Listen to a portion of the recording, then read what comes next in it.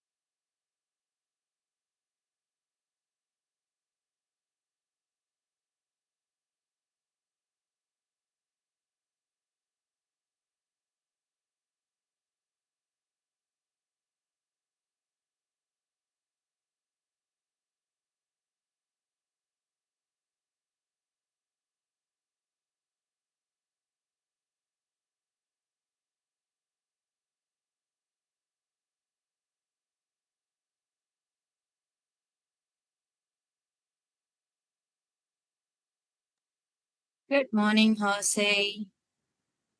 Good morning, everyone. Okay, I think we can slowly start. As promised, we will start at 10:05 p.m. Malaysia time. First of all, a warm welcome to all of you. Thank you for joining today's webinar. So basically, this is the part three webinar session where we talk about RSPO certification system for PNC and ISH standard 2025. First of all, I would like to introduce myself. My name is Nadia Nasir from Certification Unit. I am the Senior Executive who's supporting the certification process, basically specifically for PNC and ISH. Together with me, we have Shazali, our head of certification, our manager for upstream, Pak Sarsongko. We call him Pak Angki, and supported by our technical colleague Diego. All right, and our colleague Amin joining this session as well. So, without further ado, let's just begin with the RSPO certification system webinar part three. So basically, just to give an overview, this part, this part three, we will be covering specifically related to the NX9 license management. Okay, this is the last session. We actually have a few sessions previously. This is the sixth session that we had, and this is gonna be the last session of the webinar. Okay, so if you have any question during this session, feel free to post your question in the Q&A box. Okay, we will answer your question, or at the end of the session, at the end of the presentation, we will be having the Q&A session to discuss and to answer all of the questions that you might have. Okay, so um, today we will go through to the NX9 license management. Next slide, please.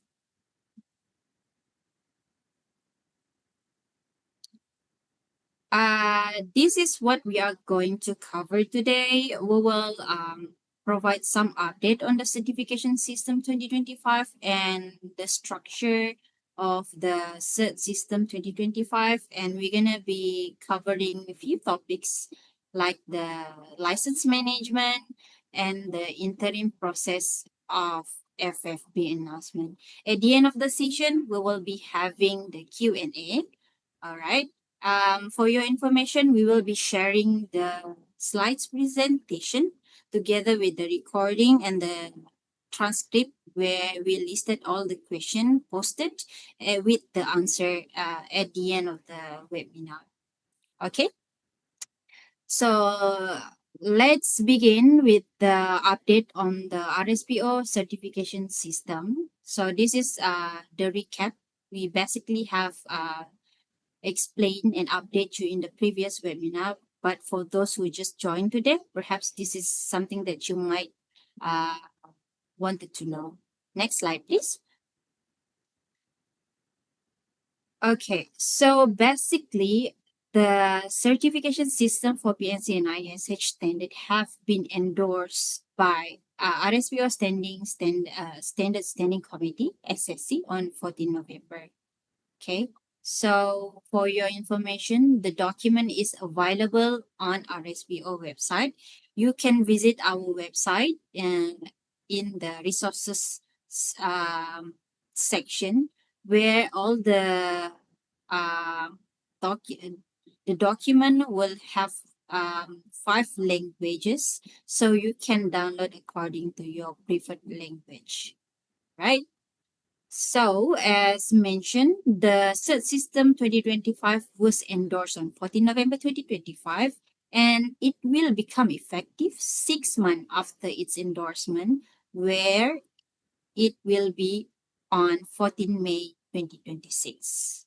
So until 13 May, the CB and AB as well as the member must continue using the RSPO cert system 2020 version. From 14 May 2026 onward, the certification system for PNC 2025 will be fully effective. Okay, please uh, feel free to visit our website. You can refer to the announcement that we posted on the website. So there are some information about the transition, what document that you have to use within the transition period. All right, so you should refer to the announcement later.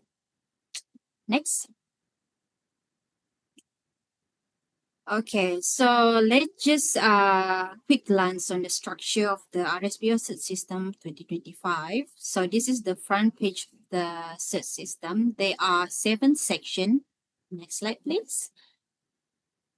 There are 7 sections in the set system where it covers for scope, normative reference, general requirement for AB, general requirement for certification body, resources requirement, processes requirement, and as well as the connect. So basically, the certification system is not only applicable for AB and CB. It's also can be document that can be referred by the member as well, because there are some of requirement which to be complied by the member. Okay, next. All right, so the certification process was basically described in the section 6 process requirement.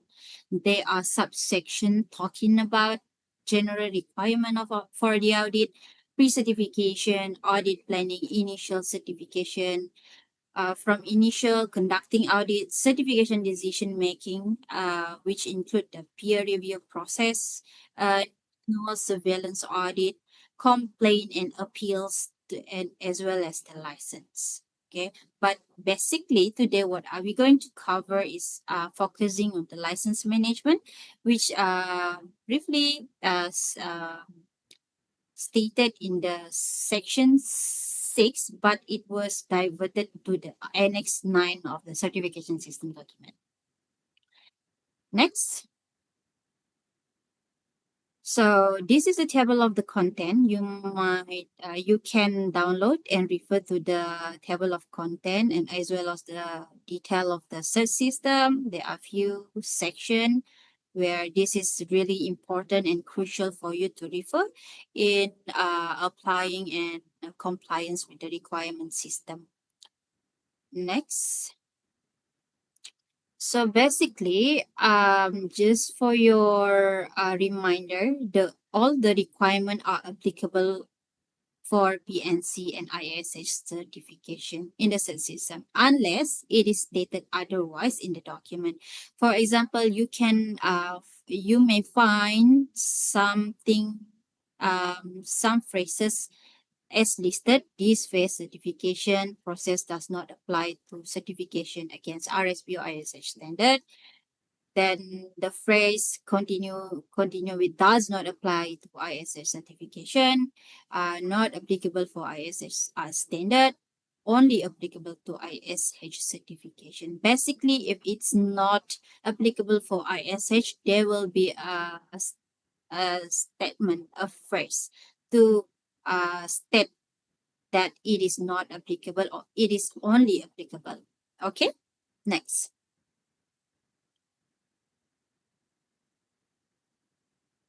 Yeah, so some of the requirement that require different implementation between PNC and ISH will have the statement as below. Okay, so be careful when you read the document. Because actually every requirement is applicable for ISH and PNC, but we should carefully look at the requirement whether it is applicable for ISH or not, or it's only applicable for PNC. Next. So let's dive into the Annex 9 license management. For your information, this license management is something new in the certification system. Even though the activities is already there since the previous certification system, but this Annex 9 license management is basically something new that was explicitly stated in the certification system requirement 2025. Okay. So overview of the license management, there are user types which defining what is the responsibility of the user, the member, and the CB. And then it's talk about the general activities. What is the activities that related to the licensing and management of the license, and as well talk about mill activities and ISH activities specifically, right? So let's go to the next slide, please. So the account user type and the key function in the license, basically there are two key user, which are RSPO member as the operational user and the certification body as the system administrator and validator. So basically RSPO member will have the access to the license to view the license and history detail of their certification, which this license you can see whether it is suspended, withdraw, or it's already been activated. So you can see all the details in the license. Member have the responsibility to request transfer of the certificate to the new CB. So basically, this functionality is not available at this moment. We are in developing the system to allow the transfer to be happen in the Prisma. Okay. So RSPO member has the responsibility to request audit application, time extension, and volume extension, as well as performing physical trading and license activity in Prisma, or we call as RSPO information system.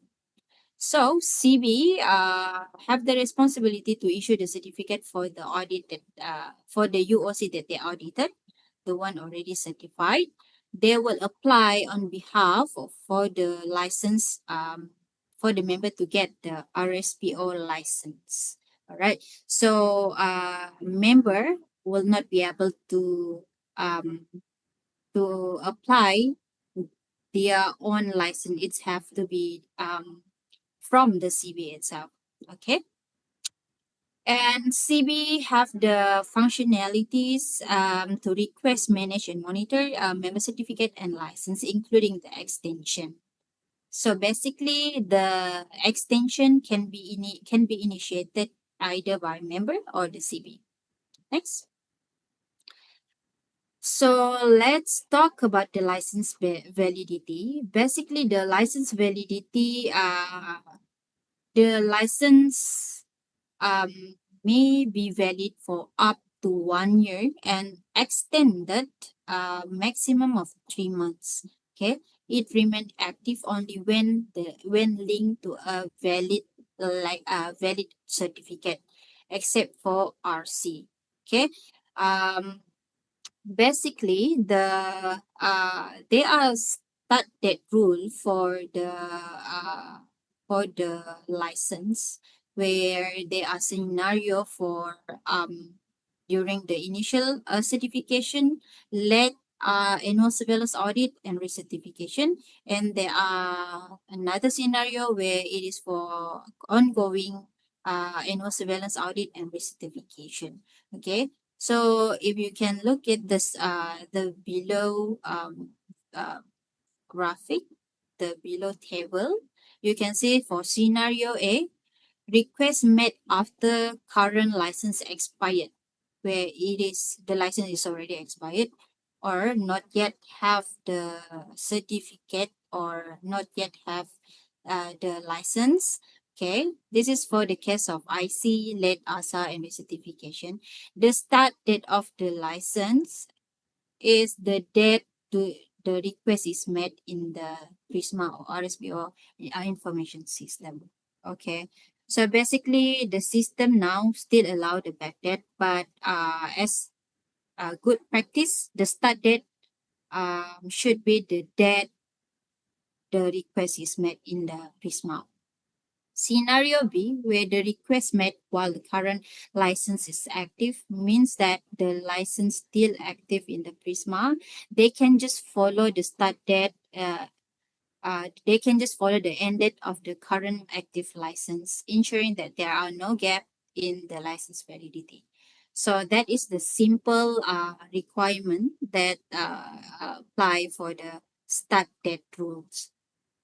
Next. All right, so this is the certified volume allocation. All right, so basically, this slide is talking about mode of certification and what are the product that is applicable for them.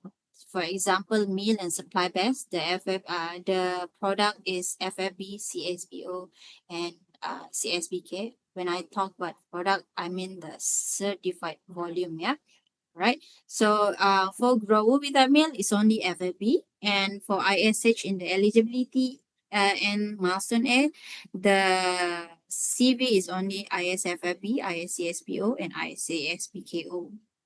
While for ISH milestone B, it's only FFB.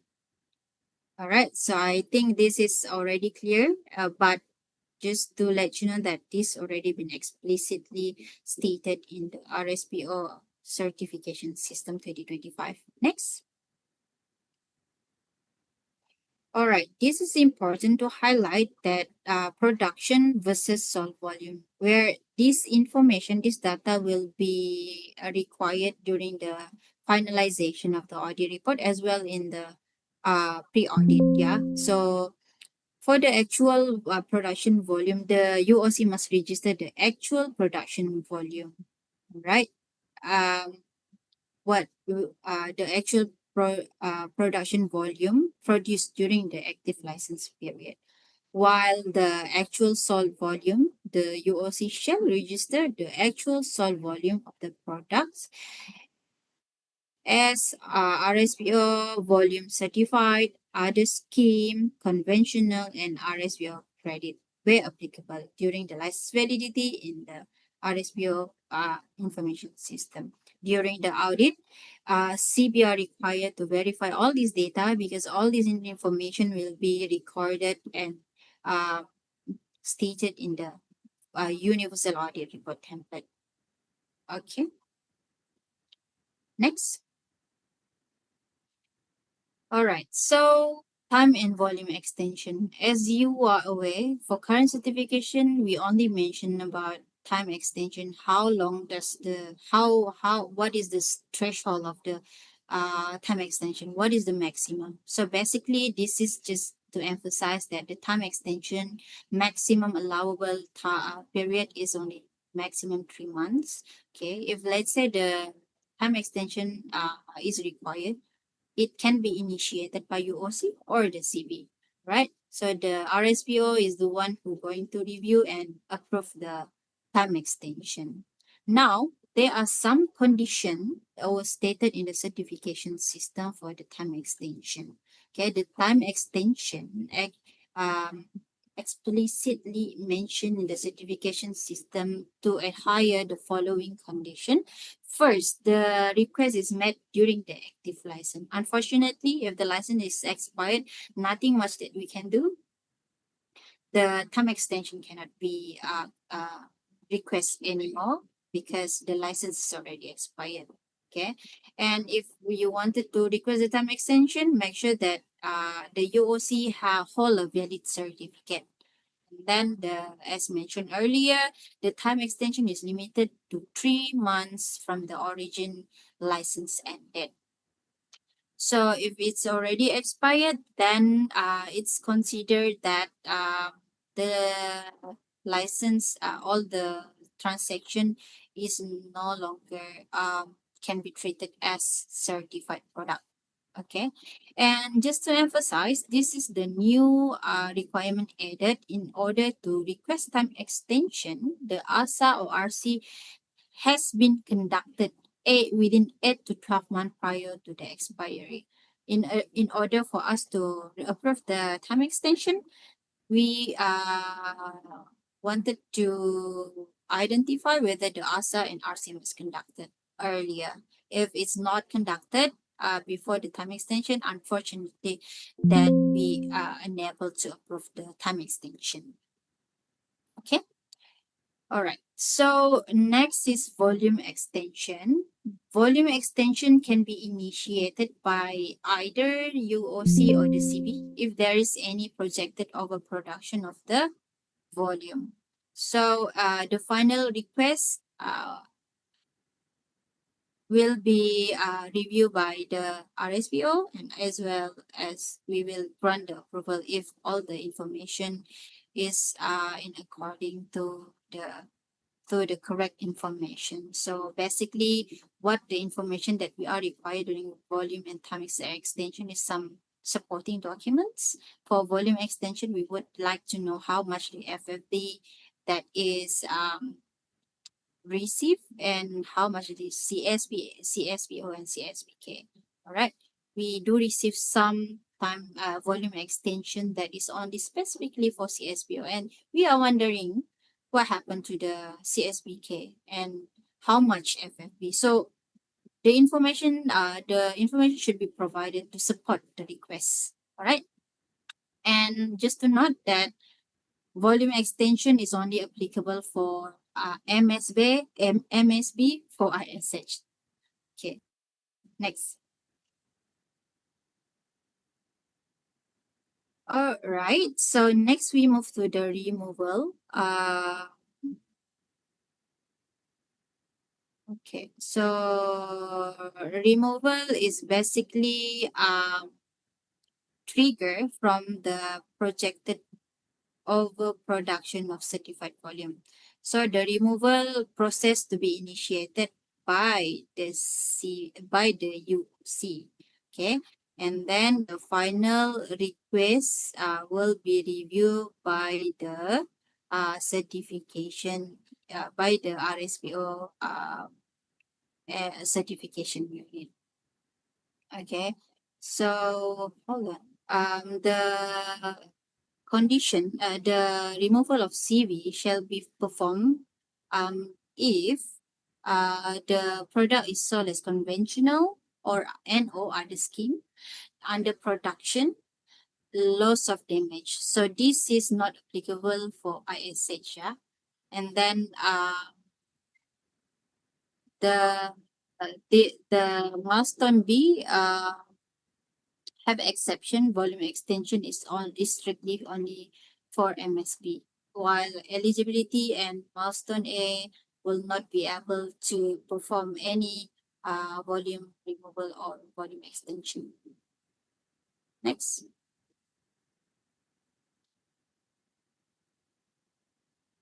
All right. So let's talk about the suspension and the reinstatement. Okay.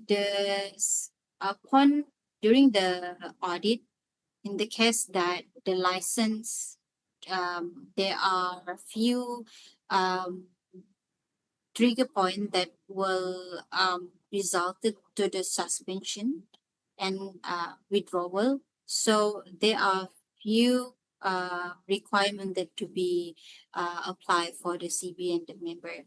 So the license suspension need to be conducted in the RSPO information system, uh, Prisma. Yeah.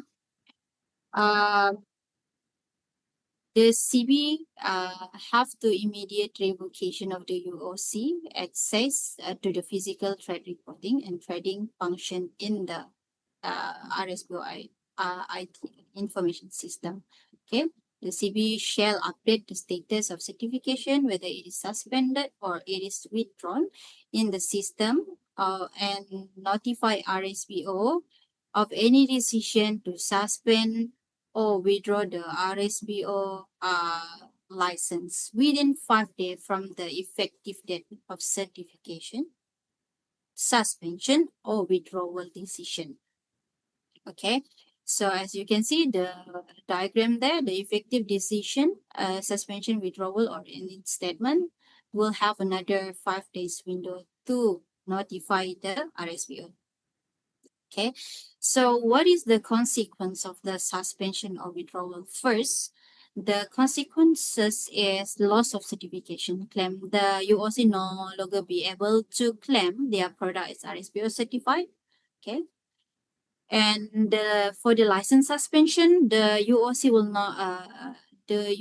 will be preventing to do any transaction activities in the Prisma.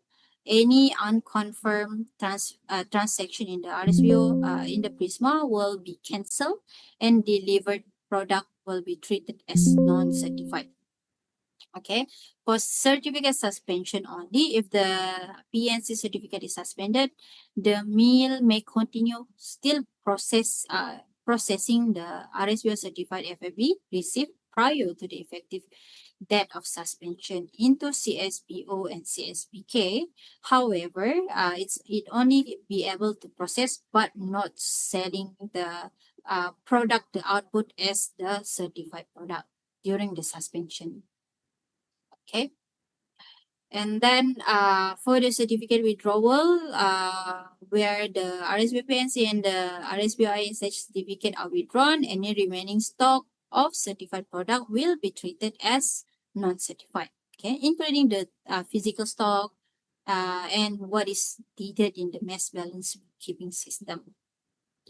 Okay, in case for the withdrawal, if they wanted to they want to get a certified product, then they have to go through the process all over again, where they have to be recertified, um, and they have to go to the full reassessment or recertification.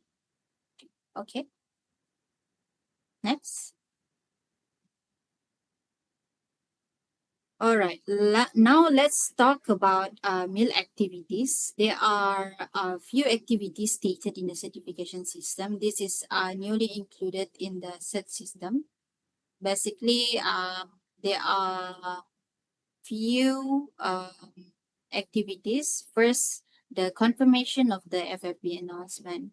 Okay, the UOC shall confirm the FFB announcement when the FFB are bought from grower like plantation without meal, and or the ISH not more than 7 days from the date of FFP announcement.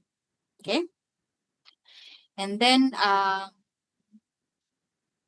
next is shipping announcement. The UOC shall make the shipping announcement in the RSPO information system when the RSPO product are sold as certified product to refinery, crusher, and traded not more than 3 months after dispatch. Okay, please bear in mind that it have to be not more than 3 months, with the dispatch that being the bill of lading or the dispatch documentation that. Okay, this transaction will be verified by the CB during the audit. This is important because it is something that we have to maintain the consistency of the material balance in the RSPO information system. Okay. Okay. There are special requirement added in this shipping announcement. In the event of suspension, the UOC shall make the shipping announcement within 3 days after the suspension date. Okay, so there are special deadline that was given in the event of suspension, where 3 days was given to make the shipping announcement, right? Provided that the product were delivered before the suspension occurred. Okay, next. Right, so this is the shipping announcement. As mentioned earlier, must be completed within 3 months of dispatch. Okay, so this is exclusively for mill and supply basis, and this is already mentioned in the previous slide. Okay, next. So another mill activities was added. This is new requirement added. This is regarding the reversal of downgraded supply chain volume.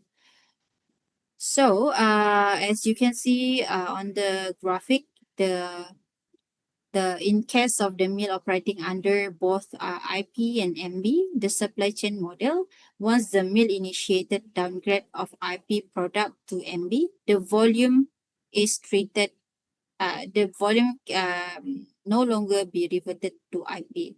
That is cannot be done because if they are reversal, it is requires special audit, whether it is desk or on site, just to make sure that there are no contamination happen during the reversal. Okay. So basically, it is IP to MB is irreversible in the systems. Under exception that we require special audit, desk or on-site for the verification. Okay. Next is the multi-mill. This is also newly added in the license management part. If you remember in the previous webinar, we did explain about multi-mill requirement. Hold on. Hold on, yeah. I need to take my charger.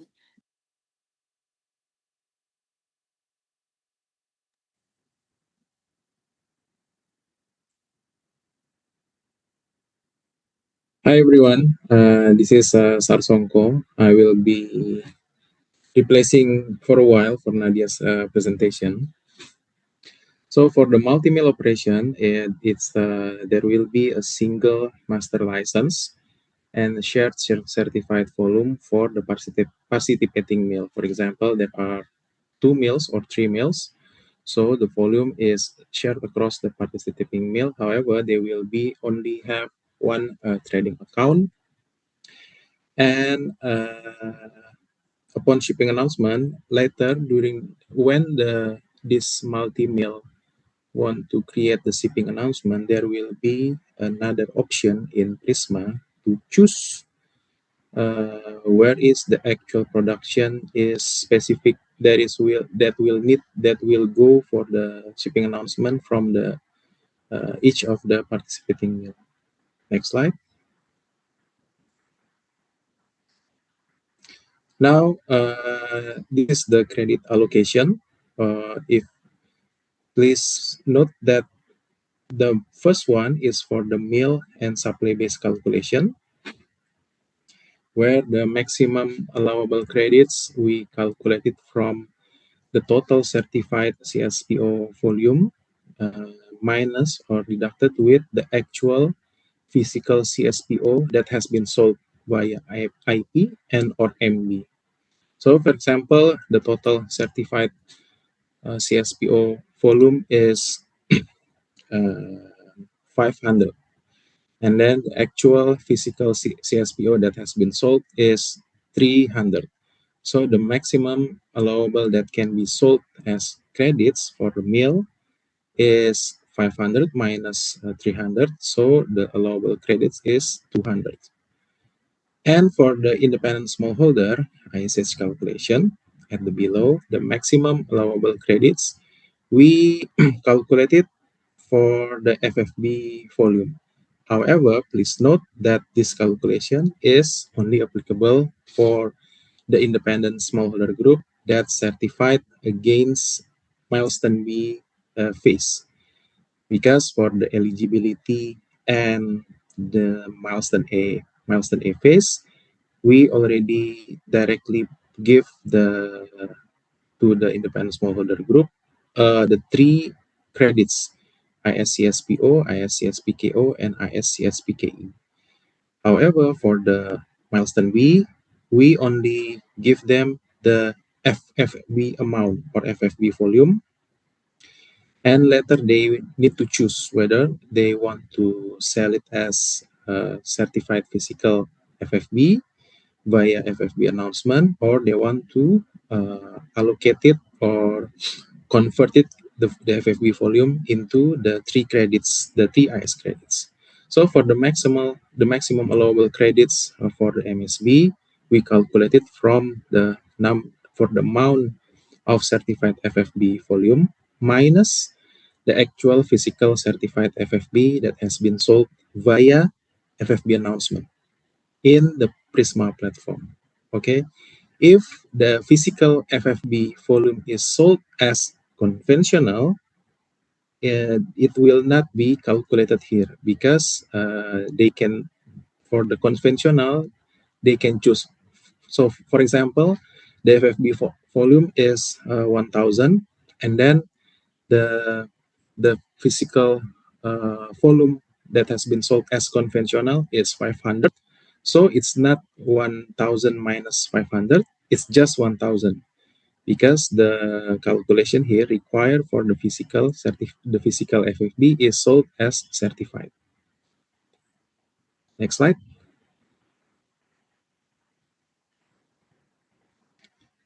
Okay, we also introduce uh, the new the new feature or the new requirement for the carryover credits. We now allow for the credits for only for independent smallholder activities. It's not that this will under the Annex 9 license management, this requirement or this information is written under ISH activities.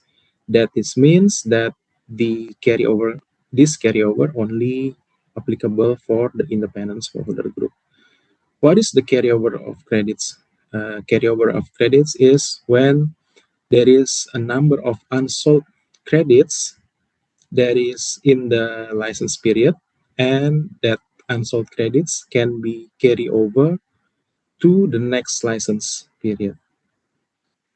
So when the group or the group manager can request the carryover credit, the carryover credit can be requested after the activation or after the new license has been active.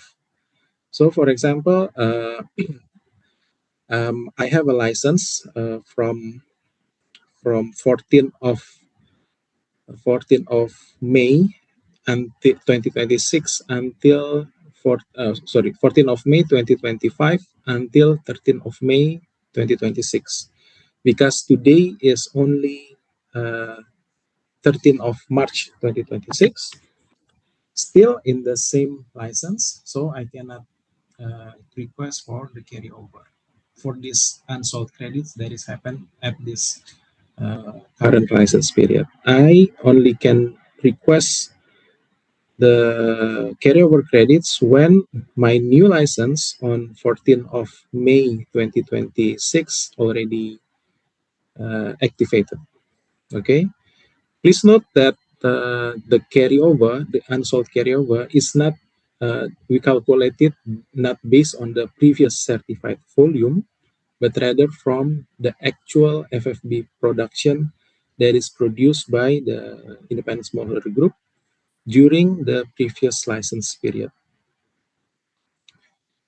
Okay, and even though that the independent smallholder credits carryover as part of the requirement that is written in the current certification system 2025 that will become effective on 14th of May 2026, the BOG, based on the request from the smallholder standing committee, BOG give an approval and exemption that carryover can be implemented before, even before the RSPO certification system is effective. Sorry. So at this moment, the independent smallholder group, certified independent smallholder group, can request the carryover credits through to the RSPO secretariat. There is will be information about we already shared the announcement in our RSPO website about this, and later I will put the link to the RSPO website about these carryover credits. Next slide.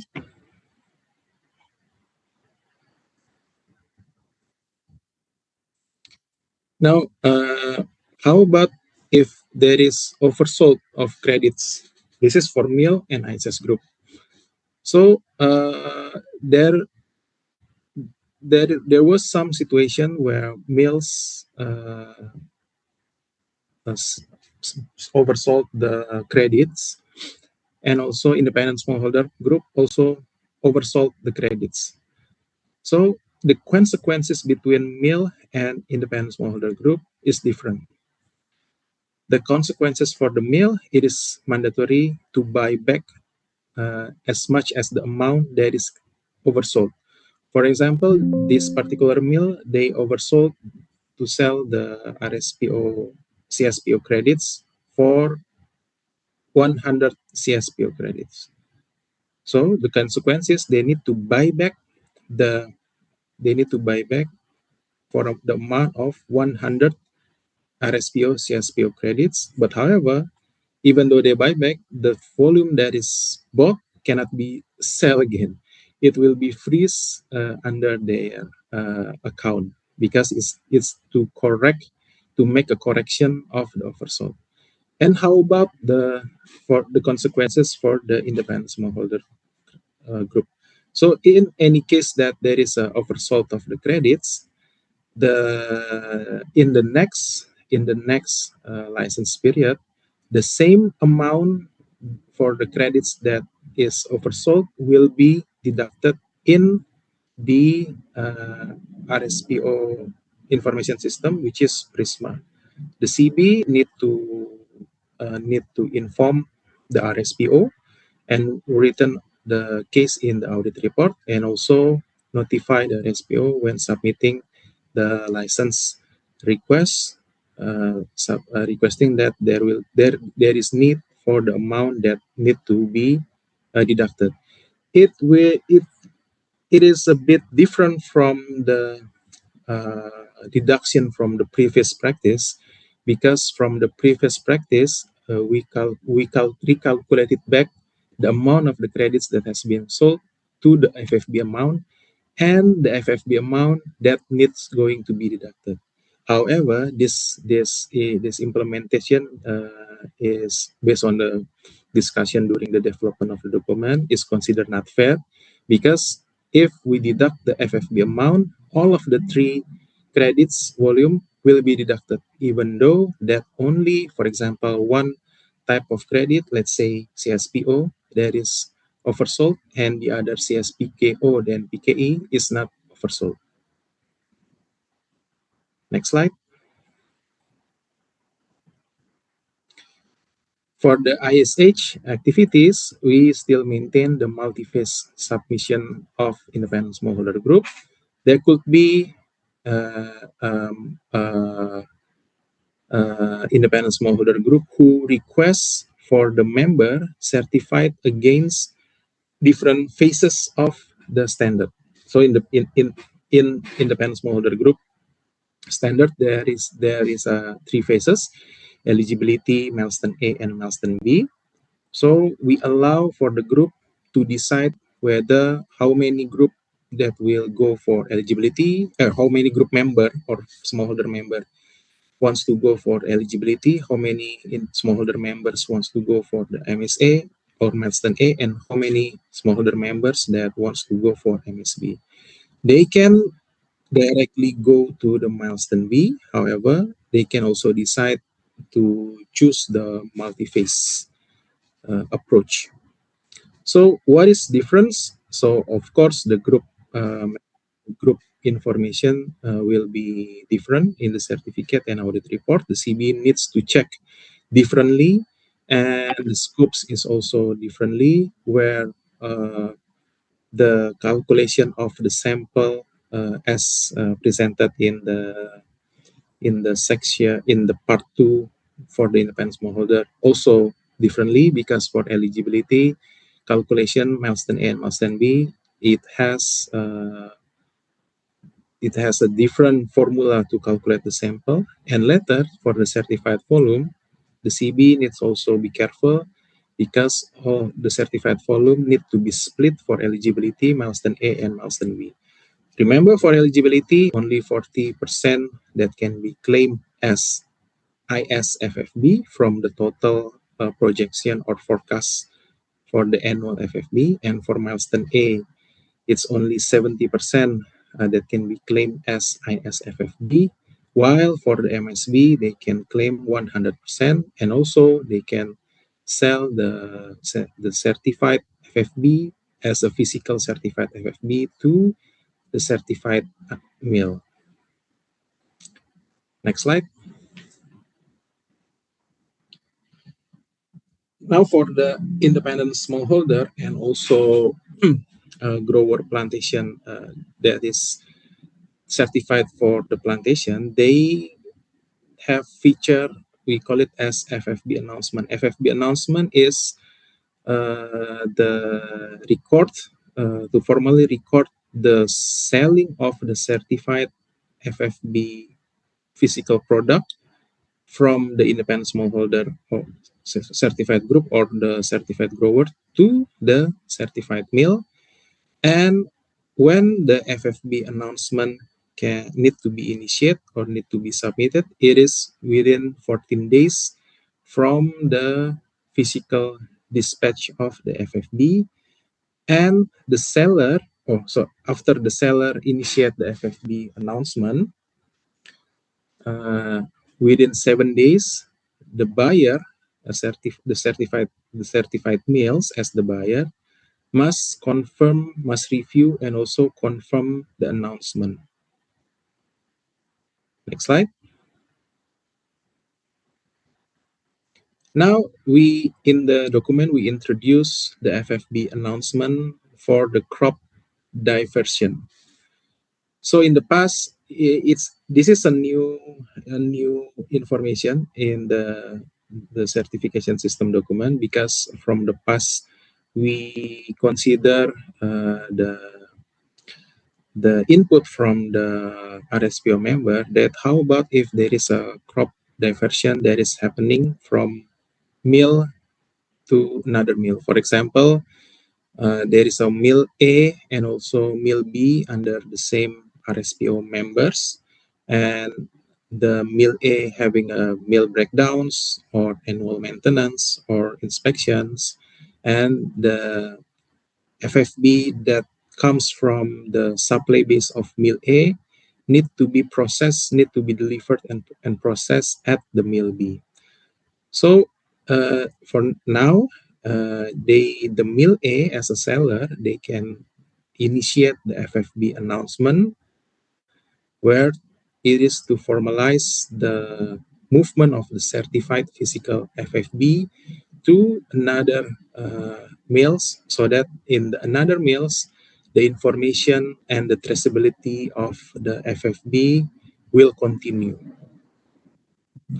However, in the past, we acknowledge before we have this feature, some of the members, based on their situation, there could be many case or many specific facts surrounding the crop diversions. But some of the members, they they request the volume extension at the receiving mills. So, however, if the CB notes about this during the submissions by the growers or by the certified mills, the CB need to make sure that in the seller mills, the same amount need to be removed from the mill account. And please be informed that even though this FFB announcement uh, will be fully effective on 14th of May 2026, however, RSPO Secretariat, we already received of the some from the members, that is they need to immediately implement the FFB announcement, and in the interim basis we can grant or approve the request of the FFB announcement. However, please note that the feature is still under development in the Prisma, and even though that later 14th of May the FFB announcement is fully effective or to be implemented, we still do manual requests via Qualtrics form. In the next slide, I will inform how to submit and how to request the FFB announcement. Next slide.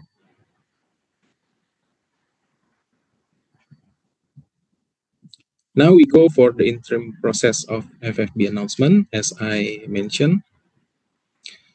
Yeah, this is for just measure the document of the sale and certified FFB between RSPO certificate holder when the transaction occurs outside the Prisma information system. And this to ensure that all of platform sales and transfer of certified FFB between RSPO certificate holders are properly documented, reviewed, and approved by the RSPO, and to maintain the traceability and the integrity of the certified FFB volumes throughout the supply chain. Next slide. This is the phase one. There are four actors for the whole process. The first actors is the seller, RSPO member as a seller, and also the RSPO member as a buyer, and the Prisma Help Desk, RSPO Prisma Help Desk team, and also the certification unit within the RSPO Secretariat. The process will begin from the RSPO member as the seller to fill up and submit the FFB announcement form for the buyer acknowledgement and also confirmation.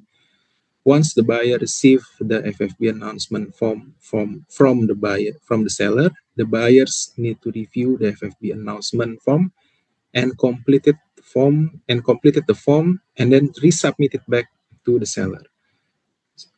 During this process, the buyer need to sign the document. So when the seller receive the final document from the buyer, the seller will need to upload the complete FFB announcement form to the RSPO Secretariat via the link that is available. And inside of the link, the seller also need to fill in some details that is also already written in the form.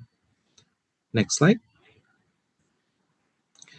After the seller submit the form, the Prisma help desk for completeness and confirmation of information.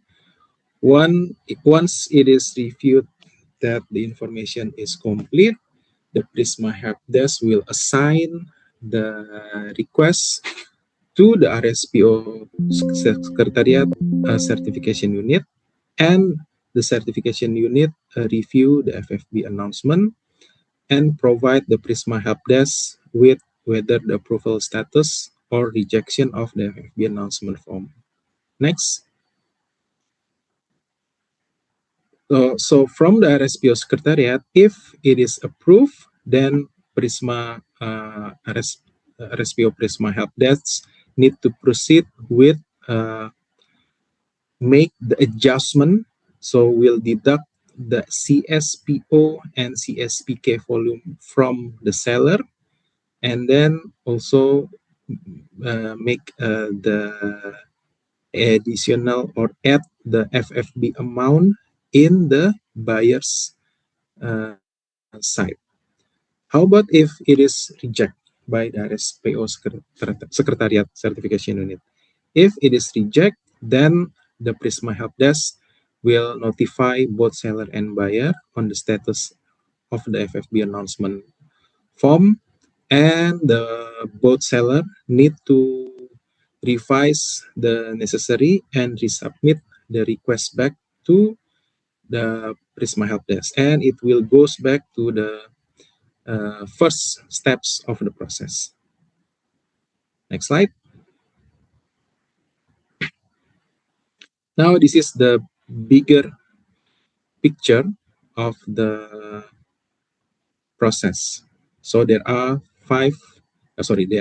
four actors that is inside of the uh, FFB announcement process.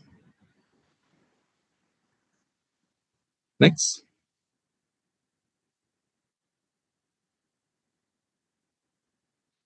This is the information of the form looks like that needs to be filled out by the seller and also by the buyer. So if you see on your screen right now, there is a seller information, the name of the management unit, certificate number, Prisma Trading Account ID, license ID, and etc. etc. And also same with the buyer. The buyer need to also inform the information here. Next.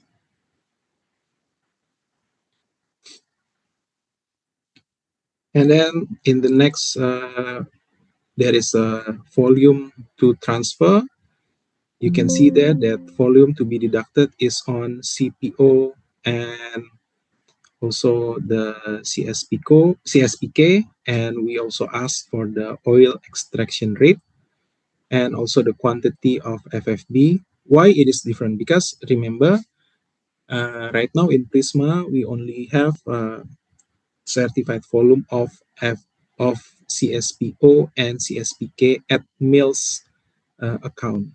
So at the seller side, it will need to be the certified volume that needs to be deducted is the CSPO and CSPK after we apply the OER and the KER extraction rate from the FFB.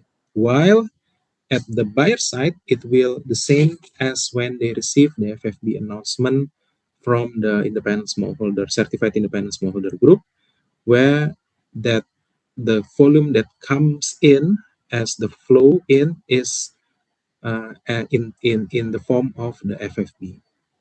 And in the next section, this is where the seller need to acknowledge and put the signature, and also the buyers do the same. Next slide. Once that is completed, this is where the seller need to submit the form that has been filled and signed. It is a true Qualtrics form. Next slide. This is the glance of the information that needs to be filled in the Qualtrics form by the seller. Next slide.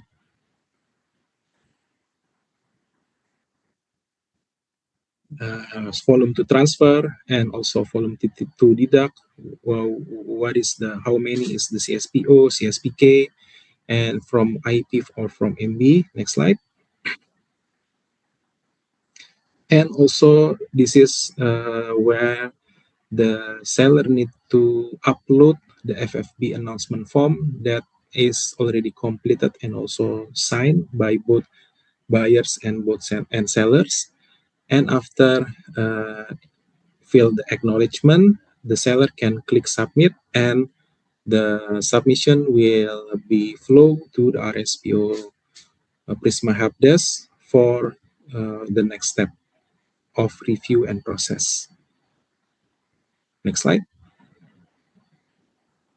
Yeah, I think that will be the end of the presentation. Now I will pass it back to Nadia. Over to you, Nadia. Thank you, Pa Anki. That is a now wrap up for the presentation part.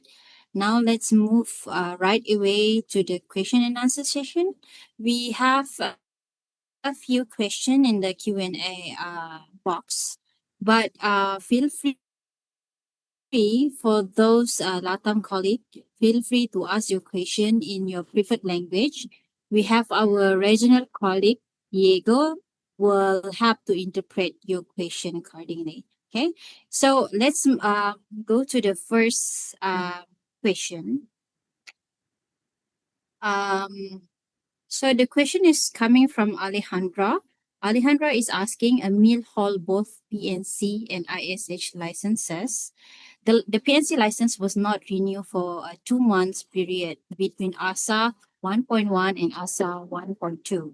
It is clear that during this period, no transaction can be made in Prisma and no sale of certified product. However, could the RFF still be considered certified during this period to produce certified CPO and PK and hold them in stock? Could this PK be transferred to SAC license for the production of certified PKO, given that the SAC certificate has remained valid? Okay, I think we need kind of clarification. If you are comfortable, Alejandra, you can ask verbally your question. Um, and our colleague Diego will have to interpret your question and give further context on the question.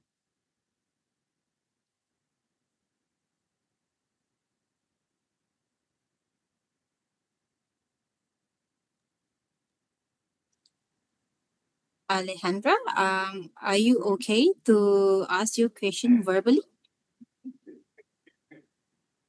Okay, while Hola. waiting. Okay, please, Alejandra. Yes. La pregunta la voy a hacer en español. ¿Sí? Okay. Mi pregunta va, hay una extractora que tuvo un periodo entre ASA, un periodo sin certificación, estuvo cubierto sin licencia por motivos internos con el ente de certificación, cierre de no conformidades, por unos motivos estuvo 2 meses sin licencia, ¿sí? Entre ASA 1 y ASA 2 estuvo sin licencia. Durante ese periodo no se pueden hacer transacciones en Prisma ni hay ventas de producto certificado. Mi pregunta es, ¿el fruto se considera certificado para poder mantener inventarios de CPO y PK? Y esa PK, esa almendra, se podría trasladar a la licencia de cadena de suministro, teniendo en cuenta que la licencia de cadena de suministro sí tuvo continuidad, o durante esos 2 meses ese fruto y esa producción de CPO y de PK se considera no certificada.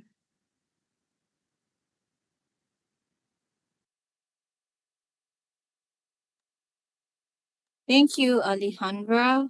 Diego, oh, we need your support on this question. Can you help us to interpret the question again? Yeah, just I will. Sorry, my internet is not that good. Then Okay, yeah, I will engage right now with María Alejandra. Mayra, ¿cómo estás? Disculpa que no te había escuchado la primera parte, es con relación a ese periodo que no se tiene licencia, ¿verdad? Sí, entre entre dos asas, un periodo sin licencia. Ok, y que en esas 2 semanas, a lo que te refieres es que si puedes pasar, o sea, no teniendo la licencia activa, ¿a Sí, eso te no teniendo la refieres? licencia activa, ese fruto se considera no certificado, no puedo producir ni CPO ni almendra certificada. O sea, en los inventarios quedan en ceros durante esas 2 semanas o 2 meses o el periodo que sea. Y, Ok. y, y Creo que el tengo la PK, respuesta. Ok, el dale, dale, PK, dale. esa almendra, no podría entonces trasladarla durante esos 2 meses a la licencia de cadena de suministro, aunque la licencia de cadena de suministro sí haya tenido continuidad. Ok, vale, ya te entendí completamente. Ok, dame un segundo, Mayra. Okay, colleagues. Mayra, what is, setting up is like, okay, you finish the licensing is finished, and then you get this period of 2 months before you get the next licensee approved. This is the example that she's putting. Now, when the licensee is already expired, does the FFB that is produced of being produced when the licensee is expired, or yeah, if the next 2 months that FFB cannot be considered as certified, and if the PK can be moved to the supply chain licensee for the crusher, for example, that it's active. Is that viable? I mean, the FFB produced after the licensee is expired can be considered as certified, and then when the licensee is reactivated, that FFB could be considered as certified. That's one. And the other one is if the PK can be, transferred to the crusher just after the license is expired and be considered still as certified as the crusher license is still active. Did you Yes. get my the idea? Yes, Diego. Thank you for translating and thank you for the question, Maira Leandra. Uh, so, unfortunately, the answer is no, cannot be considered as certified. Why? Because any production during the expired license is not considered certified. There is need to be two factor that is active. So the license and also the certificate. However, if the license is not active, the certificate will consider as not valid. So when the certificate is considered not valid, the the FFB, the CSPO, the CSPK that is produced during that period also losing the certification status and will not consider as a certified products. And Okay. the amount that they transfer to the crusher will become also non-certified. Okay. Mayra. Vale. Thank you, Anki. I will translate this to Mayra. Okay, Mayra. Es decir, la fruta que se produce después de que se venció la licencia, Sí. ¿no? ¿Verdad? Eso es el tema. Exacto. Me dice que no es válido. Apenas ya la licencia se caduca o la licencia caduca, ya esa producción que viene después de esa fecha en que ya caducó la licencia no es considerada como certificada. Incluso también la almendra que estarías trasladando a la trituradora, a la permistería, tampoco sería considerada como certificado, porque si bien la licencia caduca, pero el certificado puede exponer que todavía sigue fecha de certificación, quien manda, y como me dice mi colega Anki, es la licencia. Entonces, en el momento que la licencia expira, el certificado también expira, ¿no? Por más que el documento todavía siga mostrando que tiene la fecha como tal de continuidad de certificación. Ok, bien. Si Sí, responde eso a sí, tu sí. pregunta, ¿sí? Ok, ok. Ahora, ¿qué pasa? Si tu licencia expira, ese es otro tema, pero después de 2 meses la activan, pero si la entidad de certificación la activa con la fecha posterior a esa licencia que se expiró anterior, esa producción todavía, esa sí se considera certificada. Esa es la Depende de la diferencia. fecha entonces en que lo active el ente de certificación. Exactamente, Ok, Maya. Así es, correcto. vale. Porque sí, exacto, si te la activa, si ellos radican esa licencia y te la activan un día después de que la licencia anterior había caducado, pero pasaron 2 meses, esa producción de 2 meses la vas a poder considerar como certificada. Exactamente. Así es. Gracias, Diego. Gracias. Ok, con gusto. Thank you, Colin. Thanks, Diego. Thank you, Diego. Thank you, Maya. Okay, I hope that's clear. And let's move on to the next question that we have in the Q&A box. We have a question from uh, Carmen. Carmen is asking, has RSPO put in place a support mechanism for member and auditors should in case they are experiencing operational difficulties with Prisma ahead of May 2026 effective date? Okay, thank you. I will take that, Nadia. Hi, Carmen. Thanks for the questions.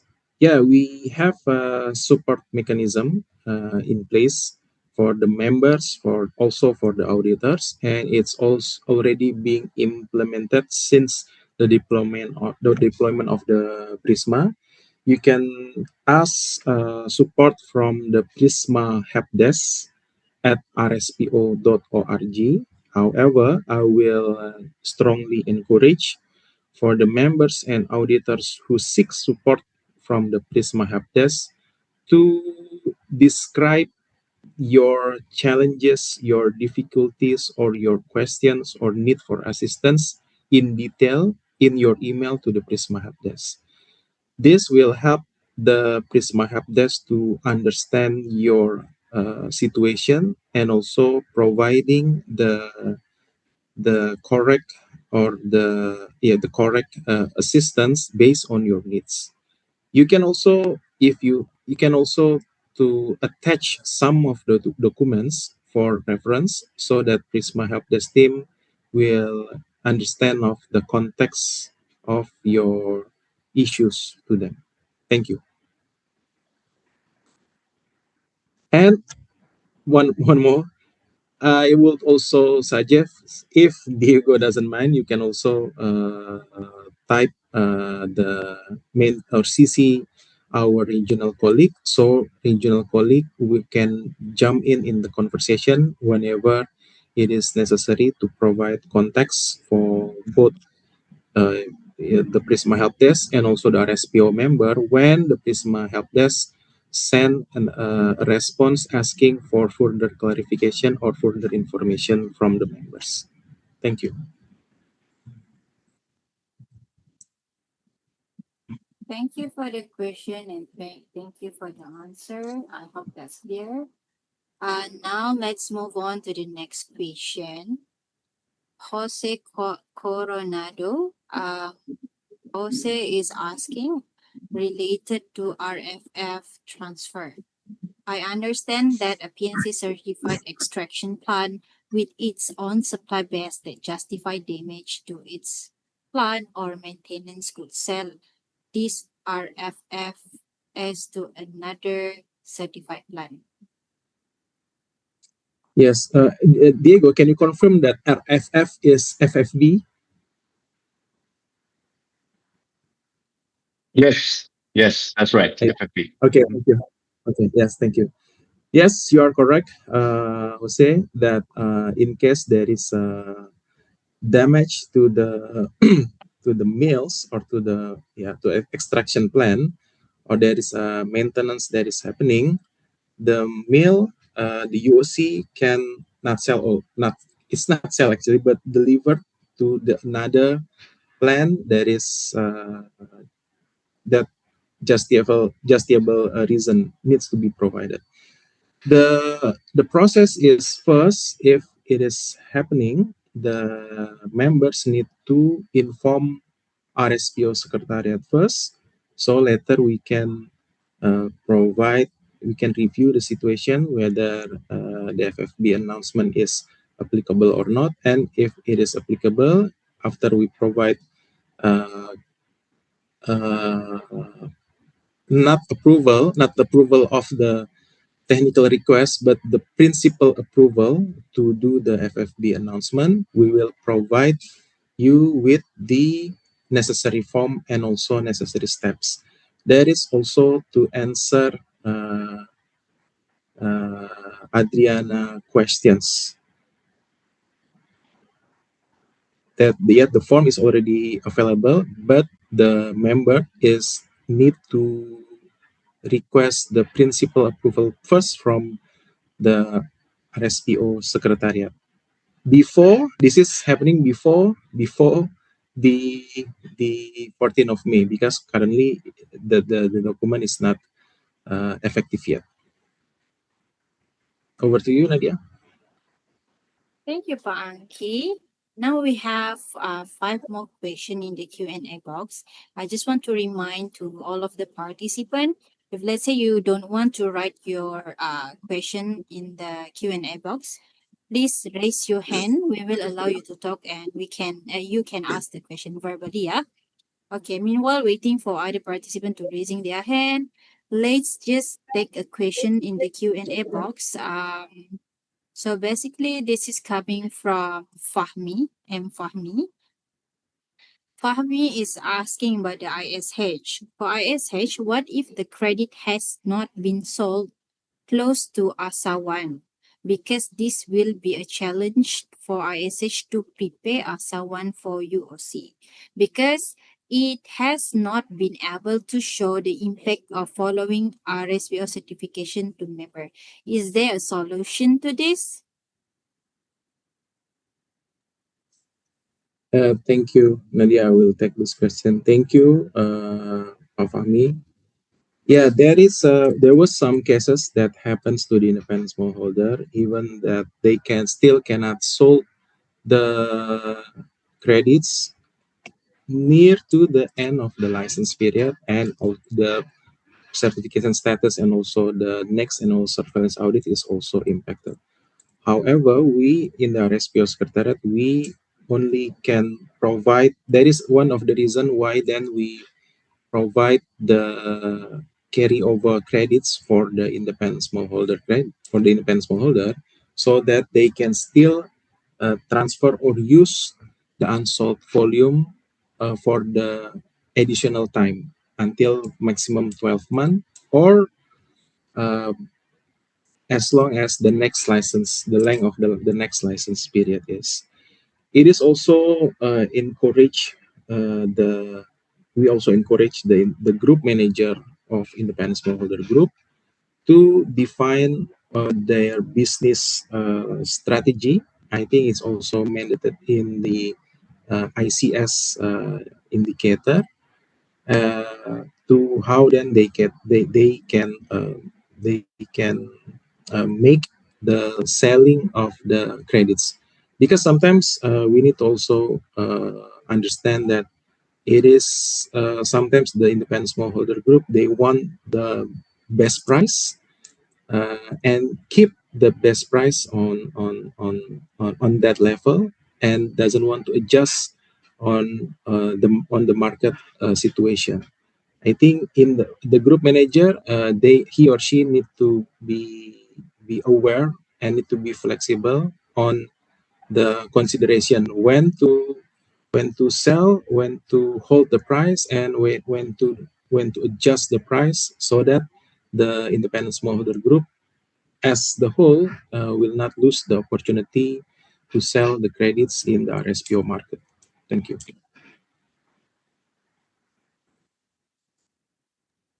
Okay, thank you, Pa Anki. I hope that's clear. Now let's move to the question from Anonymous. The question is related to the license requirement. He is asking, considering the license requirement, should a sale of RSPO certified product to a consumer good manufacturer whose RSPO license shows on the RSPO website has expired, but who has already completed the audit, be allowed to proceed? Let Okay, me take some time to understand the question. Should a sale of RSPO certified products to consumer goods manufacturer whose RSPO license shown on the RSPO website has expired, but who has already completed the audit, be allowed to proceed? I think it's related to the supply chain. Uh, However, my understanding, I think it should be the same where it needs an active license from the seller to be able to sell the RSPO products. However, I need PASAS to add on that on the supply chain. But please bear in mind this license management is only for the PNC and independent smallholder. And because for the supply chain certificate standard, we need to refer to the certification system for SEC standard. Yes, thanks, Anki, and thanks, Mr. Anonymous, for the question. Basically, the fundamental is that both parties need to have a valid license in order to in order for the system to make a handshake. So, if let's say the mill making a shipping announcement to product or consumer goods manufacturer, probably they are sending CSPO directly to the consumer goods manufacturer as raw material. These both parties need to have active license because this is required because the only when the recipient have an active license, the system can match it. Otherwise, you cannot make shipping announcement to an expired certificate holder. You know, so I hope that clarifies.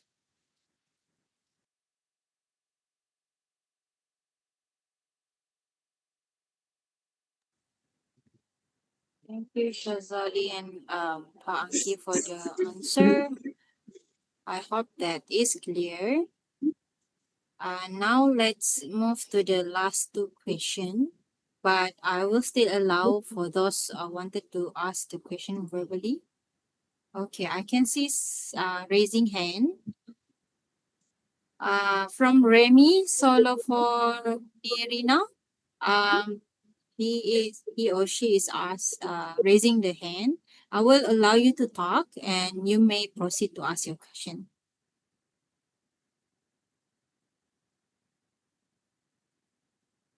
Read this from Savannah Tropical, Madagascar. It's a particular cases. On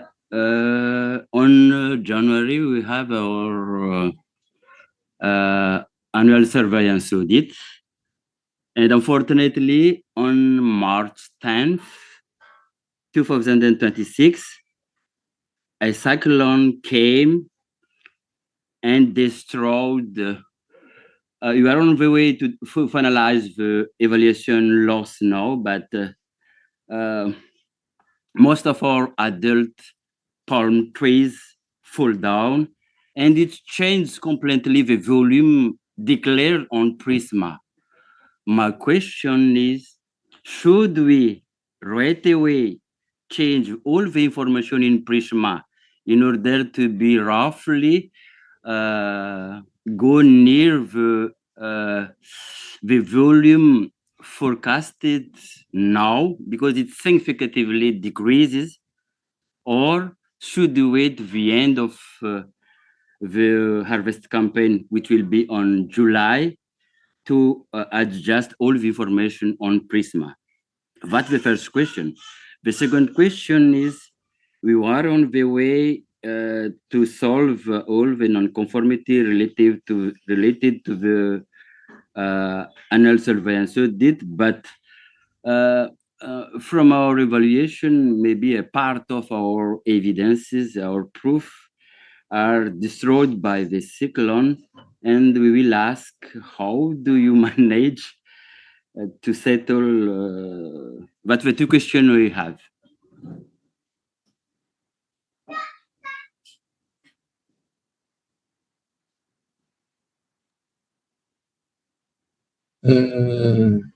Thank you. I will take that question, Nadia. Thank you, sir. For this, I will answer the second question first. I think because in the situation that there was a cyclone and some of the documentation of your company and also documents is destroyed during the the cyclone. I think the CB can also consider the uh, contingency audit procedure for the PNC and ISH standard, where it is to look whether or not the audit can still be implemented or not, and if can be implemented, whether it can be implemented remotely or still can do on site. However, for the first questions, please confirm if I get your questions correctly. That you're asking how about if during the audit the volume is X, or for example 1,000. But during the Prisma activation in the license, the volume is reduced from 1,000 into, for example, 800. And you're asking why is that happening and what can you do about it to make it 1,000 again? Am I correctly get your understanding your question, sir, on the first question?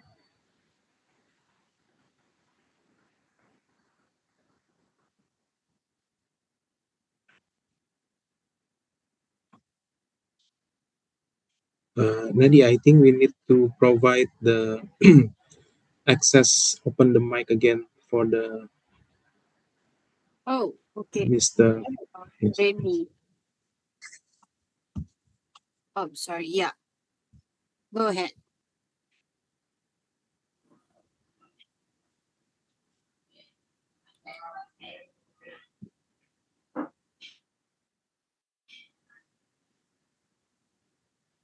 Sir, can you confirm that Yeah. my understanding your questions is correct? Yeah. Okay, thank you. I think first you need to check with the CB first why they are reducing the volume from 1,000 to 800. Sometimes the CB put the details on the audit report about on the reason, but you need to come back to the CB first. If there is a mistakes during the license request, you can also submit or request for a volume extension in Prisma. But however, please bear in mind that when you requesting the volume extension, you need to also provide or submit the relevant necessary supporting document in the Prisma. Okay. Thank you. Thank you. Thank you, Mr. Red. Thank you, Panki, for the answer as well. I can see that Frank Tracy is raising his hand. Okay, I will allow Frank to talk. Go ahead, Frank, and ask your question. Thank you. Hello, can you hear me? Yeah. Okay, good evening, good afternoon to everyone. So Paanki, so let me just try to clarify what Reggie was asking. The second question, which has to do with the documents. So they already took their audit. The audit was in January. Okay. And then in March 10th, they had the experienced cyclone and then they were severely hit. So his question is that they have lost some evidence that they are going to use as evidence to demonstrate conformance to the non-conformities that were raised. In this case, how do they handle that? That was his second question. Now, his first question that has to do with the FFB, I think Regis, if I understood your question, the audit was taken in January, and your new license is yet to be uploaded in Prisma. That is when the license, the audit is completed, and then the report is uploaded in Prisma. So until now, your projection for your next license is not available on Prisma. What you can do now is you can revise the FFB projection that you provided during the audit because you have lost most of the active palms. So based on what you have now, you can send us a revision of your projections, and we can put that in the report. I don't know if you could, but you can call me later and then we can discuss about that. But the second one, Pa Anki and then Pa Shazali, maybe you can help to clarify that for Regis. Thank you. Yeah, I think, thank you, Frank, for providing more context about the questions. And since it is a unfortunate event, I think it is for the CB, based on the CB's procedure, to evaluate the conditions and also the situation faced by the CB's client. And if it is justice, it is for the CB's decision whether or not the CB can close or not close the NC. And perhaps you also can consider that and also inform the RSPO Secretariat about it. And if in any case, then the CB decided to, you can, based on the document that can you verify at this moment, you can, the CB can close the NC. Please record all of the situation that's surrounding this case. That you can also note that there is a cyclone that hits the plantation where the UOC is about to send the corrective action to the CB. Thank you, Frank. Unless Pak Zazali have additional information on that. Yes, Yeah. I do have I mean a little additional notes for the situation. So it is unfortunate to know that the natural disaster happened at the UOC, and I totally understand that there are difficulties in terms of providing documents. Maybe some documents lost or maybe damaged during the cyclone, and therefore they cannot present it to the certification body to address the NC or to address the non-conformity. Again, yeah, I just would like to emphasize what Anki just mentioned as well, that this is something that the certification board, I mean the unit of certification, can discuss with the certification body, and the certification body can use their professional judgment to evaluate or maybe to investigate through interview or maybe through site inspection or maybe images to demonstrate compliance. Because if let's say it is legal documents, definitely you can regain it from the authority. But if let's say it is related to the maybe some other historical maybe FPIC document that happened in the last 10 years or 5 years ago, and now it is damaged, it is probably difficult to retrieve at the moment. Hence, it will be good for the unit of certification to communicate with the certification body. And if let's say there are still ambiguity between this process, RSPO Secretariat is happy to assist and evaluate the situation and giving further guidance. So I think this is a very specific scenario, and we are not able to give you very specific answer. So let's do that that way, because we have also another members and another CB here. Also, I want to avoid confusion to discuss specific cases. So yeah, we are open for conversation. Thank you very much. Okay. Thank you.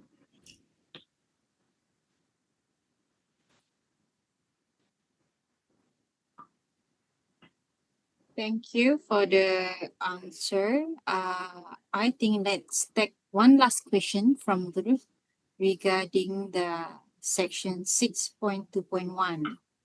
Ruth is asking, taking into account the section 6.2.1, what would happen to companies that are currently certified but do not meet the criteria of majority ownership or direct management? I can take that, Nadia. Thank you. And thanks Ruth, for the question. Um, I'm not sure whether I get the point very clearly. If you want to further expand, please raise your hand so that we can give you opportunity to explain your question. But from what I understand from the chat or from the question, my assumption is you are currently certifying one unit of certification, and that unit of certification is actually not a major shareholder of that facility. So probably they rent it, or maybe they lease it from someone else. In the context of RSPO certification and also RSPO membership, it is required that the unit of certification shall be RSPO member. And how to become RSPO member is that this facility or this member shall have majority ownership of that particular assets. And if let's say the certificate is currently being issued but the asset belongs to another entity, the certification body will have to evaluate whether there are any agreement between these two parties. Maybe they lease, maybe they have management control, maybe they have another separate arrangement or special arrangement with the owner of the plant, and they probably somehow having a management control over that facility. uh, that will be considered as they have direct management control. But if let's say it is proven that they don't have any management control, but they bring this facility certified under their name, that is something against the certification system and need to be bring to RSPO membership perspective, because the certification system already mentioned about the certificate holder shall have majority ownership or direct management control over that unit of certification. I hope that I mean I get your context clearly, Ruth. Otherwise, I mean, unless you have unless you want to clarify further in terms of your questions.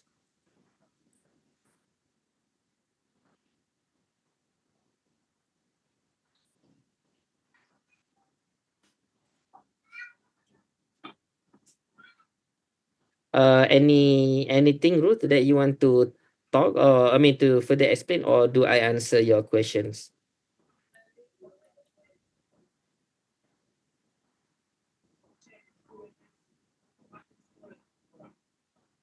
Okay, I hope that we answer the questions. But if let's say any further clarification, we are always open for I mean to answer, to provide assistance about anything. So please feel free to contact us. We also have our superstar in Latin America, Diego. They are always ready to help the members and also the CB in that region. Thank you very much. Nadia, over to you. All right. I think that's the end of our session today. And that's today's session is going to be the last webinar that we're going to have. This is the sixth webinar session, and this is going to be the end. But no worries, we're going to be having the harmonization in the Latam region as well as upcoming Africa region. So feel free to reach us out if you have any doubt, you have any information that you are required. And if let's say you are not clear with something, you can just reach us out through email. We will always be there to help you. And thank you. Congratulations for those already joining the whole webinar from part 1 to part 3. Congratulations for surviving. All right. And then I would like to thank to all of you for your time and for joining the session. We hope that we clarify something that is not clear, and we hope that this is beneficial for all of you. Thank you very much, everyone, and I hope we will meet again. Thank you for your participation and have a good day.